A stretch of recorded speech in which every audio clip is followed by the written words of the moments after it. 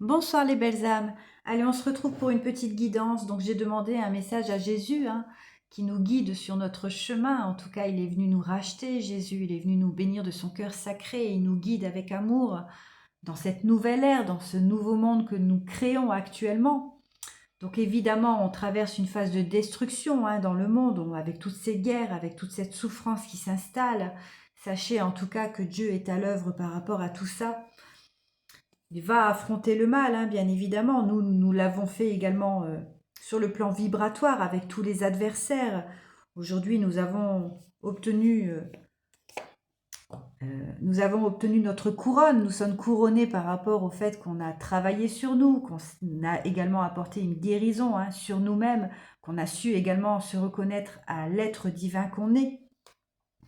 On me dit en tout cas ici avec le message de Jésus, que voilà, il ne faut pas s'affoler par rapport à ce qui se passe, c'est nécessaire. Cet effondrement doit être vécu. Et puis, on nous demande également d'entendre la vérité qui résonne en nous, que l'amour, la paix et la justice sont les piliers d'une vie alignée avec le divin, qu'on doit suivre cette voie et qu'on sera un guide pour les autres. Voilà. Ensuite, avec le Christ roi, cette magnifique image ici, vous voyez, de Jésus qui est couronné. Alors ici, on nous dit, en tout cas, Jésus est le chemin, sachez-le, que l'amour règne au-delà du temps et de l'espace. De reconnaître cette vérité, c'est reconnaître en toi l'héritage divin que tu portes. Oui, aujourd'hui, nous avons tous notre couronne, nous avons eu cet héritage divin, et on doit aujourd'hui reconnaître cette vérité en nous, et on doit surtout laisser l'amour régner au-delà du temps et de l'espace, parce qu'il faut savoir quand même que sur le plan vibratoire, le temps n'existe pas. Voilà, de l'autre côté, le temps n'existe pas.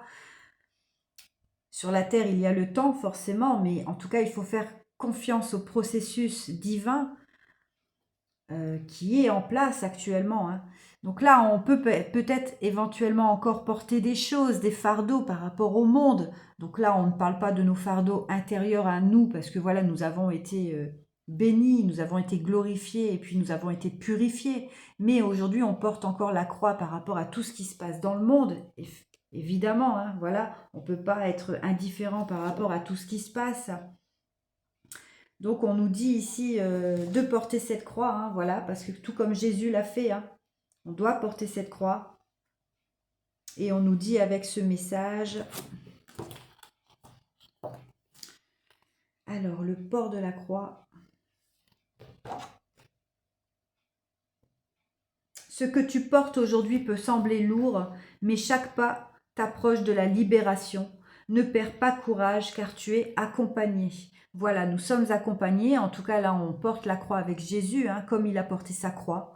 Et puis voilà, nous allons vers ce nouveau monde, n'en doutez pas. Et avec la résurrection de Lazare, on nous annonce « Ce qui semblait perdu peut renaître.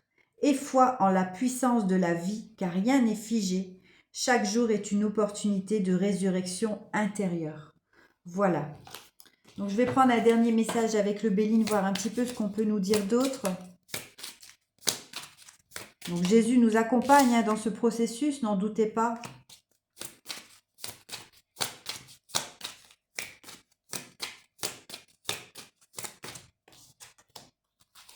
En tout cas, dans cet isolement qu'on traverse, voilà, parce que par rapport à tout ce qui se passe dans le monde, cet effondrement, on doit y mettre beaucoup de sagesse par rapport à ce cloître. Vous voyez, on essaye encore de nous enfermer.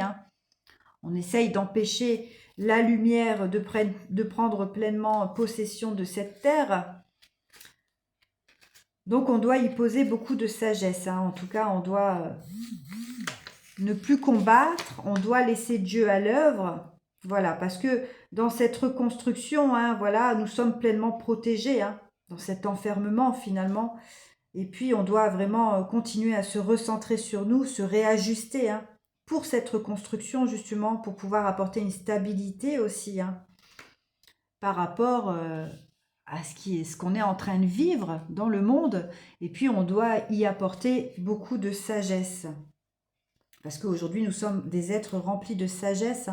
Nous avons eu ce recul nécessaire, on a également imposé notre justice, hein.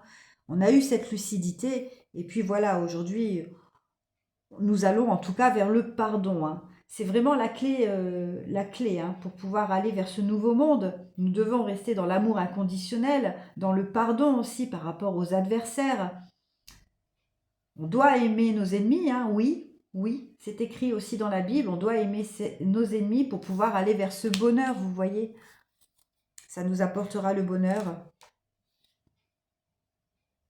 Ça nous apportera aussi des bénédictions, hein, par rapport à l'affirmation qu'on a pu avoir, cet éveil qui va arriver pour le monde aussi, on me dit, hein. Voilà, il y a beaucoup de personnes qui vont s'éveiller, elles vont faire un travail sur elles-mêmes et puis elles vont se rendre compte qu'elles doivent aujourd'hui pleinement s'aligner avec Dieu, avec la source, avec l'univers, pour pouvoir retrouver aussi de l'énergie positive dans leur vie et des fondements solides.